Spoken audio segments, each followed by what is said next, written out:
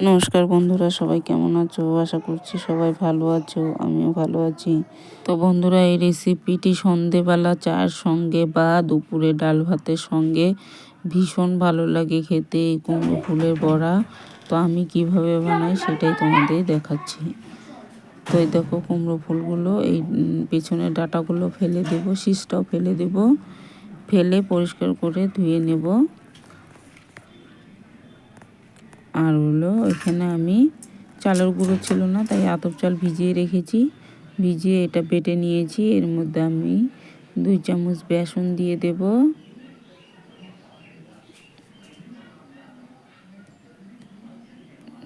আমি এখানে 2 চামচ বেসন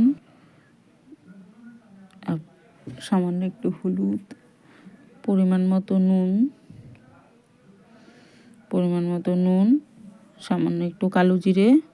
তো বন্ধুরা, ভিডিওটি কেউ স্কিপ করে দেখো না, সম্পূর্ণ দেখো। সম্পূর্ণ না দেখলে তোমরা তো জানোই যে ওয়াচ টাইম হয় না।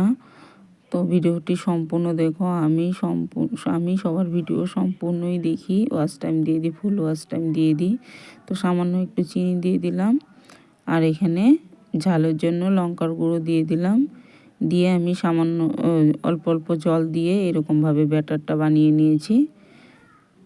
খুব মোটাও না, খুব পাতলাও না। আর এই দেখো, কুমড়ো ফুলের যে শীষটা ফেলে দিয়েছি, বোটাটাও ফেলে দিয়েছি, এরকম ফেলে দিয়েছি। এখন এই যে কড়াইতে তেল গরম বসিয়ে দিয়েছি, কড়াইতে তেল দিয়ে দিলাম, দিয়ে এই গোলার মধ্যে একটা একটা করে ফুল চুবিয়ে গরম তেলে দিয়ে দিব।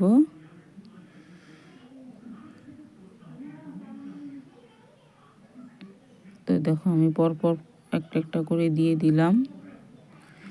দিয়ে আমি এখন উল্টে পাল্টে আমি খুব ভালো করে লাল লাল করে ভেজে নিব। কুমড়ো ফুলের বড়া কিন্তু ভীষণ ভালো লাগে খেতে। এটা সন্ধ্যাবেলা চার সঙ্গে খেতে পারো, বা গরম ভাতে, গরম ডাল ভাতের সঙ্গে গরম গরম বড়া ভীষণ ভালো লাগে খেতে।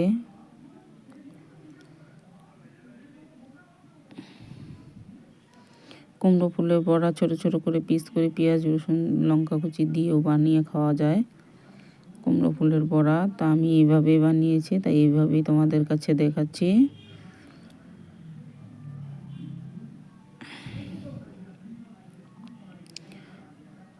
তো ওগুলো একদিকে হয়ে গেছিলো, তা আমি উল্টে পাল্টে দিলাম, আবার এদিকেও দুটো দিয়ে দিয়েছি। তো আমি এগুলো খুব ভালো করে ভেজে নিব। তো বন্ধুরা, ভিডিওটি কিন্তু ফুল ওয়াচ করে দেখো। দেখো, লাল লাল করে ভেজে তুলে নিচ্ছি। ভীষণ মচমচে হয়েছিল চালের গুঁড়ো দেওয়াতে। ডাল ভাতের সাথে খুব চটজলদি বানিয়ে নেওয়া যায় কুমড়ো ফুল থাকলে। আর চালের গুঁড়া বেসন দিয়ে এরকম রেসিপি বানিয়ে নেওয়া যায়। তো দেখো বন্ধুরা, আমি লাল লাল করে ভেজে নিচ্ছি। আর রেসিপিটি যদি ভালো লাগে তাহলে অবশ্যই একটি লাইক করো। লাইক করতে কেউ কঞ্জুসি করো না, একটা লাইক দিয়ে দিও। তো ওগুলো আমি ভেজে তুলে নিয়েছি। তো আরও বাকিগুলো আমি কড়াইয়ে দিয়ে দিচ্ছি,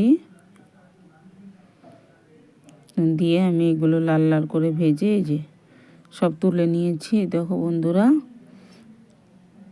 তো আমার কুমড়ো ফুলের বড়া রেসিপিটি যদি ভালো লাগে তাহলে অবশ্যই লাইক করো, আর কমেন্ট করে জানিও কেমন হয়েছে, আর একটি লাইক অবশ্যই দিও। সবাই ভালো থেকো, সুস্থ থেকো, ধন্যবাদ।